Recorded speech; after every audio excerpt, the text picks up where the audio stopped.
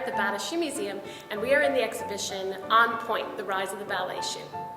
Because the Bata Shoe Museum is dedicated to shoes, the focus of this exhibition is the evolution of the ballet pointe shoe. And it's almost a perfect circle because it's fashion that first influences the development of the pointe shoe, but today the pointe shoe and ballet shoes are very much impacting fashion. Today when we imagine the ballet dancer, inevitably pointe shoes, ballet shoes come to mind. But the history of dance dates back centuries, and in fact dance was part of privileged court life in the 17th and 18th centuries, and ballet dancers, like members of court, would wear high-heeled footwear. And so at first, specialized footwear was not a part of dance, and because of this, dance was in part limited. The movements that dancers did was in some way hindered by these high-heeled shoes. That, however, changed in the 19th century. Once the French Revolution happened, nobody wanted to be caught dead in a pair of heels, including ballet dancers. Ballet dancers were interested, however, in retaining their sense of fashionable style, and so they began to wear, in everyday life as well as for performing, the flat shoes that were fashionable among the upper-class ladies. Finally, they were wearing a pair of shoes that was comfortable and even conducive to dance. And so, taking this and running with it, some early dancers, such as Marie Taglioni, began to darn the sides of their shoes, giving a little bit of stability to that forepart of the shoe. And once they had that, they could rise on pointe. It was a very brief, dramatic feat, but it wowed audiences. And this was the nascency of the pointe shoe. Once it became clear that creating somewhat specialized footwear for dance was going to change the way dance was performed, well, that is when shoemakers started to actually get involved in creating an even more specialized form of footwear. The Italians were the first to really create a hard, blocked pointe shoe. And so over time, Italian ballerinas were able to attain amazing feats, 32 fouettes on pointe, for example. Eventually, the Russians, the French, everyone started to want to get their hands on this technology. Once that technology was in the dancers' hands and available to choreographers, knowing that pointe work would wow audiences, changed the discipline completely. Some of the most famous ballets that we still appreciate today, Cinderella, Sleeping Beauty, Swan Lake, these are very much dedicated to pointe work. And without the evolution of the pointe shoe, these ballets never would have come into existence. Anna Pavlova, one of the most famous ballerinas of the 20th century, preferred to dance on a pointe shoe that had what was called a wide platform. So when she went on pointe, she wanted more stability. Some dancers actually criticized her and said that she was cheating, and all of her publicity photos actually feature a form of airbrushing that make the pointe shoe a little bit more narrow to appease those critics. Even though Anna Pavlova had to endure criticism, today's dancers thank her.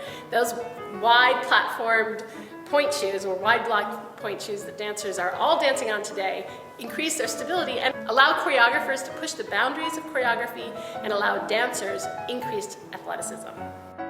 This exhibition is actually divided. It's sort of a yin and yang exhibition because when a dancer performs on stage, it's an illusion of gracefulness, effortlessness, and beauty. But the training that goes into being able to achieve that illusion is grueling. And in fact, ballet, one could argue, is one of the most athletic sports out there. However, they are athletes that get to wear beautiful shoes to help encourage that illusion.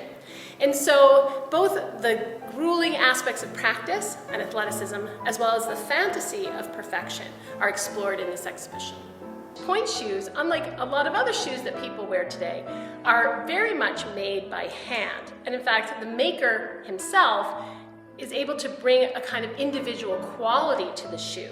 And so much so that many dancers prefer pointe shoes made by specific pointe shoe makers, not just pointe shoe manufacturers. The way a pointe shoe is made, it's actually called turn shoe construction, and so it's created inside out. What's important to remember about this process is that when the pointe shoe is being made, it's not yet been hardened, and so that very, very hard block at the front of the shoe hasn't set yet. And so when the shoe is being made, it's malleable and can be turned inside out and then reversed. So what happens is that you have a shoemaker who has perfected his craft, makes a beautiful, absolutely unblemished pointe shoe that is then delivered to the dancer, who begins her own deconstruction of that perfect shoe. She often will break the arch, she will sort of soften the toe box, anything to make the shoe give her more expression, ability to use her foot in the manner that she wants on stage. And so between the construction of the shoe by the shoemaker, the deconstruction of the shoe by the dancer, you end up with a tool that allows each individual dancer to accomplish their feats of athleticism. This exhibition does include footwear worn by some of the celebrities of dance in the 20th century, including Margot Fonteyn, Rudolf Nureyev, Baryshnikov, Veronica Tennant, Karen Kane, Frank Augustine, some of the most important dancers of the 20th century. Their shoes can be seen right here at this exhibition. One of the most interesting sets of artifacts here at the ballet exhibition are 3 pairs of pointe shoes worn during one performance of a ballet by Veronica Tennant. And what's interesting about this is that the ballet she was performing required such intensive pointe work that she needed a fresh pair of pointe shoes for each act. This speaks to the brute athleticism that dancers do and the damage they ultimately do to their shoes, but it also speaks to how important these tools are to achieving that grand illusion. Because of the evolution of ballet and ballet dancers have become a dream of many girls. There's been this desire to emulate ballet dancers, and the fashion world has captured that, particularly with the ballet flat that has been so popular in the last few years. I would argue that the ballet flat has become such a fashion icon that no longer do you have to wear high heels to be fashionable. So ballet flats are so popular today that the offerings range from the high end to the low end, but no matter what, stepping out in a pair of ballet flats today is a fashion statement. The exhibition On Pointe, The Rise of the Ballet Shoe, was a collaborative effort between the Bata Shoe Museum and Canada's National Ballet School. Their shoe room was celebrating their 10th anniversary, and what better time to focus on the pointe shoe than this year, 2008. The point of this exhibition is not only to look at the evolution of the pointe shoe, but to give visitors a chance to maybe try a position or two themselves, and really appreciate the effort that not only goes into creating a pair of pointe shoes, but wearing a pair of pointe shoes well. The 5 positions that every ballerina learns when she first begins to study dance were in fact invented in the 17th century in the court of Louis XIV, but they became so important to the discipline of dance that today all dancers still assume those 5 positions. Here, Galit Newman from Canada's National Ballet School is going to demonstrate those 5 basic positions. Let's begin. First position. Battement tendu to second position. Pointe tendu, slide in to third position. Pointe tendu devant, open, fourth position, cross from first.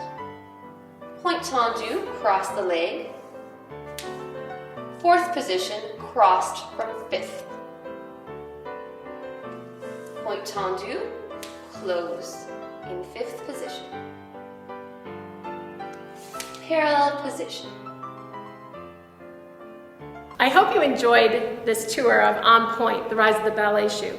Anytime you come to the Bata Shoe Museum, whether to see this temporary exhibition or any one of our other changing exhibitions, you'll discover that the world really does start at your feet.